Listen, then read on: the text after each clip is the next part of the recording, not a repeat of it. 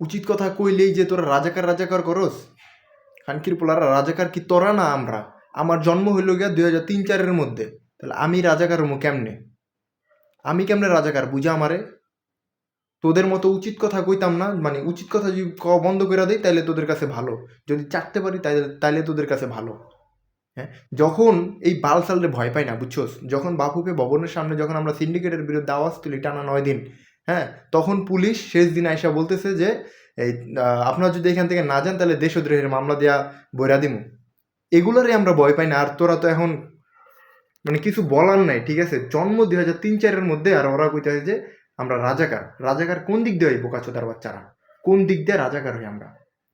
উচিত কথা কওয়া বন্ধ করে দিমু? হ্যাঁ, মানে অবাক হয়ে যায়, কোনো মানে একবারে বলার ভাষা নাই। আপনারা আমার ভিডিওর কমেন্ট বক্স চেক করলে দেখবেন আমার ইনবক্সও বইরা ফেলে যে আমি রাজাকার রাজাকার রাজাকার। রাজাকার তুই, তোর বাপে, তোর গোষ্ঠী সহ রাজাকার।